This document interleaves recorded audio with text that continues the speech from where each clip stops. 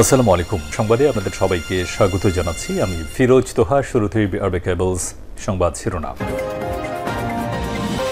জানিয়ে দেব এই মুহূর্তে হাতে পাওয়া সর্বশেষ গুরুত্বপূর্ণ আপডেট বাংলা সংবাদ। শুরুতেই থাকছে হাসিনা জয়ের বিরুদ্ধে $300 মিলিয়ন পাচারের প্রমাণ পেয়েছে এফবিআই। ছাত্র জনতার গণঅভ্যুত্থানে ক্ষমতাচ্যুত শেখ হাসিনা ও তার ছেলে সজীব ওয়াজেদ জয়ের বিরুদ্ধে গুরুতর আর্থিক অনিয়ম, অর্থ পাচারের প্রমাণ পেয়েছে মার্কিন গোয়েন্দা সংস্থা federal bureau of investigation FBI. লন্ডনের প্রতিনিধির মাধ্যমে বিষয়টি নিশ্চিত করেছে এফবিআই। প্রিয় দর্শক, শেখ হাসিনা এবং তার ছেলে ২০ বছর বাংলাদেশে ক্ষমতায় ছিল, আর এই ক্ষমতায় থাকাকালীন বাংলাদেশ থেকে বিলিয়ন বিলিয়ন ডলার পাচার হয়েছে। এই পাচারের তথ্য ফাঁস করেছে এফবিআই। জানাবো বিস্তারিত, সঙ্গে থাকুন।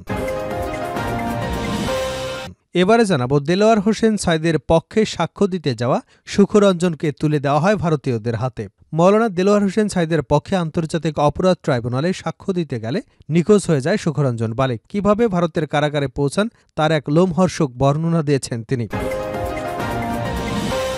জানাবো সংস্কারের পাশাপাশি ষড়যন্ত্র প্রতিরোধেও প্রস্তুত থাকতে হবে। দেশকে অস্থিতিশীল করতে অনেক ধরনের ষড়যন্ত্র চলছে উল্লেখ করে অন্তর্বর্তী সরকারকে সংস্কারের পাশাপাশি ষড়যন্ত্র প্রতিরোধে প্রস্তুত থাকবার আহ্বান জানিয়েছেন গণ অধিকার পরিষদের সভাপতি ও ডাকসুর সাবেক ভিপি নুরুল হক নূর।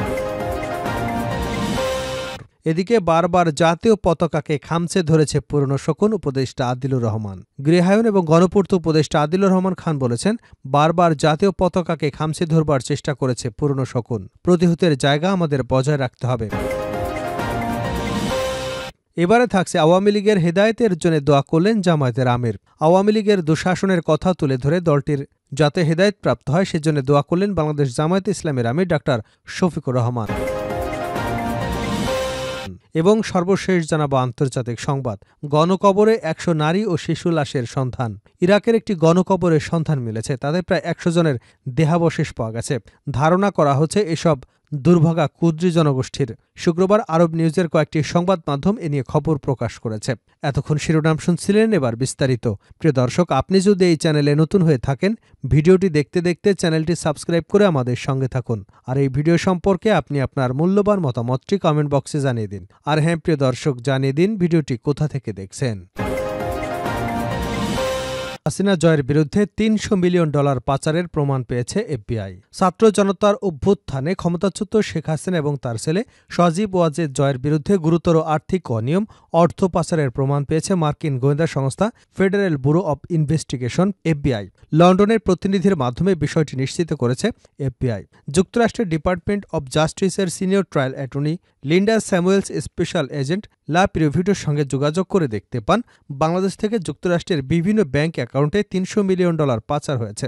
গত ৯ সেপ্টেম্বর এফবিআই এর একটি প্রতিনিধি দল বাংলাদেশের দুর্নীতি দমন কমিশনের মানি লন্ডারিং অ্যান্ড লিগ্যাল ইউনিটের মহাপরিচালক সহ সংশ্লিষ্ট কর্মকর্তাদের সঙ্গে কমিশনের সদর দপ্তরে বৈঠক করেন। এই বৈঠকে বিপুল পরিমাণ দলিল বাংলাদেশের কাছে হস্তান্তর করা হয়। দুদক কর্মকর্তারা জানান, গত ১ অক্টোবর বাংলাদেশে ইউরোপীয় ইউনিয়ন ডেলিগেশনের head of cooperation Michael Krejza এর নেতৃত্বে ৩ সদস্যের একটি প্রতিনিধি দল দুদকের তৎকালীন চেয়ারম্যান মোহাম্মদ মঈনুদ্দিন আবদুলের সঙ্গে সাক্ষাৎ করে পাচার হওয়া তহবিল প্রত্যাবর্ষণ এবং কমিশনের পরিচালনার সক্ষমতা বাড়াতে কারিগরি সহায়তা নিয়ে আলোচনা করেন। শেখ হাসিনা এবং তার ছেলে সজীব ওয়াজেদ জয়ের বিরুদ্ধে যুক্তরাষ্ট্রে $300 মিলিয়ন পাচারের অভিযোগ ও তদন্ত শুরু করেছে দুদক। সংস্থার কর্মকর্তা নাম প্রকাশ না করবার শর্তে গ্লোবাল ডিফেন্স কর্পকে বলেন, শেখ হাসিনা এবং জয়ের বিরুদ্ধে দায়ের করা অভিযোগ অধিকতর তদন্তের জন্য দুদকের মহাপরিচালক বিশেষ তদন্ত বরাবর পাঠানো হয়েছে। গত ১৭ ডিসেম্বর দুদকের মহাপরিচালক আক্তার হোসেন জানান, আওয়ামী সরকারের আমলে ৯টি অগ্রাধিকার উন্নয়ন প্রকল্পে অনিয়ম, দুর্নীতির মাধ্যমে শেখ হাসিনা জয়, শেখ হাসিনার বোন Rehana, British MP tulip Siddique সহ অন্যদের বিরুদ্ধে ওঠা $৭০০ কোটি আত্মসাতের অভিযোগের বিষয়ে পৃথকভাবে অনুসন্ধান শুরু করেছে দুদক। সূত্র জানায়, বেপচা এবং বেজার আওতাধীন ৯টি প্রকল্পের মধ্যে রয়েছে রূপপুর পারমাণবিক বিদ্যুৎ কেন্দ্র, আশ্রয়ন সহ আরও কিছু প্রকল্প। $৭০০ কোটি মধ্যে শুধু রূপপুর পারমাণবিক বিদ্যুৎ কেন্দ্র প্রকল্প থেকেই $৫০০ কোটি আত্মসাৎ করা হয়েছে। বাংলাদেশের দুর্নীতি বিরোধী তদন্তে ব্রিটিশ অর্থমন্ত্রী টিউলিপ সিদ্দিক সহ তার পরিবারের নাম উল্লেখ করা হয়েছে। টিউলিপ ২০১৩ সালে রাশিয়ার সঙ্গে বাংলাদেশের একটি পারমাণবিক বিদ্যুৎ কেন্দ্র এবং অস্ত্র সরবরাহের চুক্তির মধ্যস্থতা করেছিলেন বলে অভিযোগ রয়েছে। সেখান থেকে বিপুল পরিমাণ নগদ অর্থ আত্মসাৎ করা হয়েছিল। ব্রিটিশ প্রধানমন্ত্রীর খালা শেখ হাসিনা ২০ বছরেরও বেশি সময় বাংলাদেশের প্রধানমন্ত্রী ছিলেন এবং এখন দুর্নীতি দমন কমিশনের বিস্তৃত তদন্তের মুখোমুখি হচ্ছেন। টানা ১৫ বছরের শাসনের পর শিক্ষার্থীদের নেতৃত্বে গণঅভ্যুত্থানের মুখে ৫ই আগস্ট রেহানাকে সঙ্গে নিয়ে ভারতে পালিয়ে যান হাসিনা। দুর্নীতি দমন কমিশনের কর্মকর্তাদের মতে ২০১৪ সালে যুক্তরাষ্ট্র বনাম রিজভী আহমেদের মামলায় শেখ হাসিনার ছেলে সজীব ওয়াজেদ জয়ের নামে প্রথম নজরে আসে। এফবিআইয়ের তদন্তে জয়ের গুরুতর আর্থিক অসদাচরণের বিষয়টি উঠে আসে। বিশেষত সজীব ওয়াজেদ জয়ের নামে হংকং এবং কেম্যান দ্বীপপুঞ্জের বিভিন্ন ব্যাংক অ্যাকাউন্ট ব্যবহার করে নিউ ইয়র্ক, ওয়াশিংটন ডিসি এবং লন্ডন ব্যাংকে অর্থ স্থানান্তরিত করবার তথ্য সামনে আসে। এফবিআই তাদের লন্ডন প্রতিনিধির মাধ্যমে বিষয়টি নিশ্চিত করেছে এবং গুরুতর আর্থিক অনিয়ম ও অর্থ পাচারের প্রমাণ পেয়েছে। একজন জ্যেষ্ঠ আইনজীবী এবং বিচার বিভাগের একজন বিশেষ এজেন্ট নিশ্চিত করেছেন, কেম্যান আইল্যান্ড এবং হংকংয়ের সেল কোম্পানির মাধ্যমে যুক্তরাষ্ট্রের বিভিন্ন ব্যাংকে বাংলাদেশ থেকে $৩০ কোটি জমা হয়েছে। এ বিষয়ে দুদক চেয়ারম্যান মোহাম্মদ আব্দুল মোমেন সাংবাদিকদের বলেন, এই ঘটনার অনেকাংশই সত্য। আমরা ভবিষ্যতে আরও সুনির্দিষ্ট তথ্য পেতে পারি। এ বিষয়ে আমরা পরে সরাসরি কথা বলবো। বাংলাদেশের অর্থনীতির অবস্থা নিয়ে সম্প্রতি প্রকাশিত শ্বেতপত্র অনুযায়ী কর্তৃত্ববাদী আওয়ামী লীগ সরকারের অধীনে অবৈধ তহবিল প্রবাহের কারণে ২০০৯ থেকে ২০২৩ সালের মধ্যে বাংলাদেশের বার্ষিক $১৬ বিলিয়ন পাচার হয়েছিল। সাঈদীর পক্ষে সাক্ষ্য দিতে যাওয়া সুখরঞ্জনকে তুলে দেওয়া হয় ভারতীয়দের হাতে। মওলানা দেলোয়ার হোসেন সাঈদীর পক্ষে আন্তর্জাতিক অপরাধ ট্রাইব্যুনালে সাক্ষ্য দিতে গিয়ে নিখোঁজ হয়ে যাওয়া সুখরঞ্জন বালি কিভাবে ভারতের কারাগারে পৌঁছেন তার এক লোমহর্ষক বর্ণনা দিয়েছেন তিনি। ঘটনাটি ঘটে ২০১২ সালের ৫ই নভেম্বর সকালে। অপহৃত হওয়ার পর তার সাথে কি কি ঘটেছে বাসসের সাথে আলাপকালে তার বিশদ বর্ণনা তুলে ধরেন সুখরঞ্জন বালি। সুখরঞ্জন বালি বলেন, ২০১২ সালের নভেম্বর মাসের ৫ তারিখ আমি ঢাকায় কোর্টে গিয়েছিলাম। আমার সাথে ২জন ব্যারিস্টার এবং ২জন উকিল ছিলেন। আমাদের গাড়ি দেখে কোর্টের গেটে আটকে ফেলা হয়। তখন আমার সাথে থাকা আইনজীবীদের সাথে গার্ডের তর্কাতর্কি চলছিল। আমি গাড়িতে ২জন ব্যারিস্টারের মাঝে বসা ছিলাম। এ সময় কিছু সাদা পোশাকের লোক আমাকে নামিয়ে টানাটানি করতে লাগলো। তারা বলছিল, যার জন্য গাড়ি থামানো হয়েছে সেই লোকই ইনি, একে আমাদের দরকার।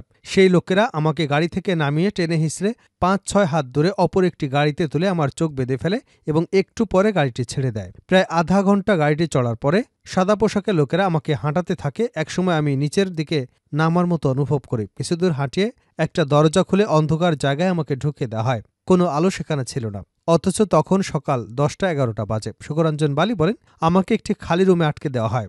বাইরে কোনো শব্দ ছিল না, ঘরে কোনো জানালা বা কোনো ফাঁক ছিল না যা দিয়ে কোনো রকম আলো ভেতরে আসতে পারে। তখন আমাকে মাঝে মাঝে অল্প করে খাবার দেওয়া হতো। সেখানে কিছু লোক ছিল যারা আমাকে খাবার দিত বা পাহারায় আসতো। তারা নীল রঙের পোশাক পরা থাকত। তিনি বলেন, এর ২ দিন পর আমাকে সেই রুম থেকে বের করে অন্য একটি রুমে নেওয়া হয়। সেখানে আমাকে নিয়ে তারা জোর করে সাঈদী হুজুরের বিরুদ্ধে স্বীকারোক্তি নিতে চায়। সেই রুমে অনেকগুলো ক্যামেরা লাগানো ছিল। আমি দেখতে পাই। আমার ভাইয়ের হত্যায় সাঈদী হুজুর জড়িত কিনা জানতে চাইলে আমি তখন অস্বীকার করি এবং বলি যে যারা আমার ভাইকে হত্যা করেছে তাদের আমি চিনি, তাদের বিরুদ্ধে আমি সাক্ষ্য দিতে পারবো। কিন্তু তারা বারবার আমাকে সাঈদী হুজুরের বিরুদ্ধে সাক্ষ্য দিতে বলে এবং এক পর্যায়ে তারা আমাকে মারধর সহ কারেন্ট শক দেয়, নির্যাতন করে। সুখরঞ্জন বালি বলেন, তারা আমাকে এক পর্যায়ে টাকা দিয়ে লোভ দেখানোর চেষ্টা করে। এরপরও রাজি না হলে তারা অমানবিক নির্যাতন চালায়। সেখানে টানা কয়েকদিন ছিলাম। তারা বিভিন্ন সময় বিভিন্ন ঘরে নিয়ে জিজ্ঞাসাবাদ করত। তখন ৩-৪ জন ছিল, জিজ্ঞাসাবাদ করত। সুখরঞ্জন বালি বলেন, তাদের অত্যাচারে আমি অসুস্থ হয়ে যাই। কয়েকদিন সেখানে থাকার পর তারা একদিন সকাল ৭টা কি ৮টার দিকে আমাকে চোখ বেঁধে গাড়িতে তোলে। আয়নাঘর থেকে যখন গাড়িতে ওঠানো হচ্ছিল তখন আমি ভয়ে ভয়ে জানতে চাই আমাকে কোথায় নিয়ে যাচ্ছেন। জবাবে তারা বলছিল, আমরা তোকে তোর দেশে নিয়ে যাব। বল কোথায় নামিয়ে দিলে তুই তোর বাড়ি চিনে যেতে পারবি। তখন বলি, বাগেরহাটে নামিয়ে দিলে আমি আমার বাড়িতে যেতে পারবো। সারাদিন ধরে গাড়ি চালানোর পর মাঝে একবার ফেরিতে ওঠানো এবং নামানো হয়, সেটা আমি অনুভব করতে পারি। তিনি বলেন, এক পর্যায়ে আবারও গাড়ি চলতে শুরু করে। দীর্ঘক্ষণ চালানোর পর ২ জন লোক গাড়িতে ওঠে। এর কিছুক্ষণ পর ১০ বা ১২ মিনিটের মতো হবে গাড়িটি চলতে চলতে থেমে যায়। এ সময় গাড়ি থেকে আমাকে নামানো হয় এবং চোখ খুলে আমাকে সামনে আগাতে বলা হয়। সুখরঞ্জন বালি বলেন, জায়গাটা বাগেরহাট কিনা সেটা বুঝতে চেষ্টা করি।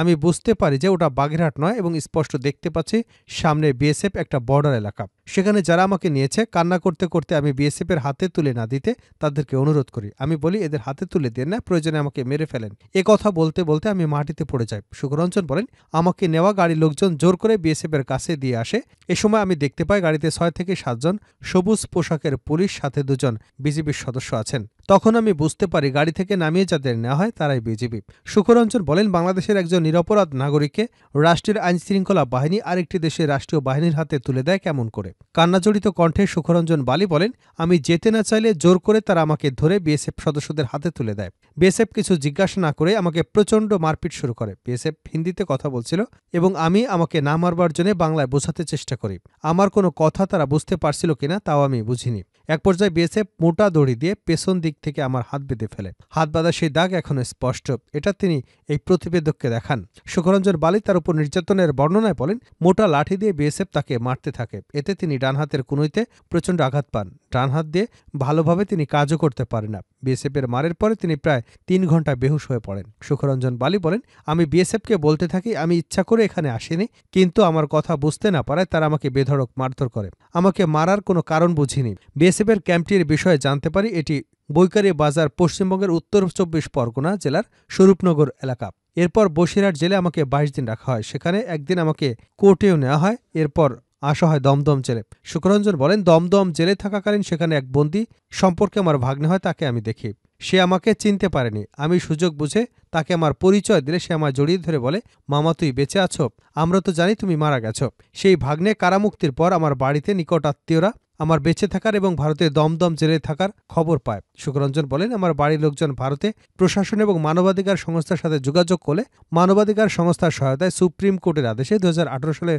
প্রথম দিকে ৫ বছর জেল খেটে আমি মুক্ত হয়ে দেশে ফেরত আসতে পারি। তিনি জানান, দমদমে থাকাকালীন বিভিন্ন মানবাধিকার সংস্থা আমার ইন্টারভিউ নিয়েছিল। তিনি বলেন, মুক্তিযুদ্ধের সময় কারা আমার ভাইকে হত্যা করেছে সেই দৃশ্য আমি আমার বাড়ির পাশের টয়লেটের ভেতরে লুকিয়ে থেকে নিজে দেখেছি। সেখানে সাইদি হুজুরকে আমি দেখিনি। তখন এ নামে কাউকে আমি চিনতামও না। উনি আমাদের এলাকা থেকে নির্বাচিত ২ বারের এমপি ছিলেন। তখন উনার সম্পর্কে জানি এবং চিনতে পারি। সাইদি হুজুর যখন এলাকায় এমপি ছিলেন তখন আমাদের মনে হতো যেন আমরা মায়ের কোলে আছি। হুজুর নিরপরাধ, নির্দোষ, তার বিরুদ্ধে শত নির্যাতন সহ্য করে আমি সাক্ষ্য দেইনি। আমাকে ক্ষুদিরামের মতো ফাঁসি দিলেও আমি প্রস্তুত ছিলাম। তিনি বলেন, ভারত থেকে দেশে ফিরে আমি নিজ এলাকায় পিরোজপুরের ইন্দুরকানীতে যেতে পারিনি। নিরাপত্তার কারণে বাগেরহাটে আত্মীয় এবং পরিচিতদের সহায়তায় তাদের আশ্রয় ছিলাম।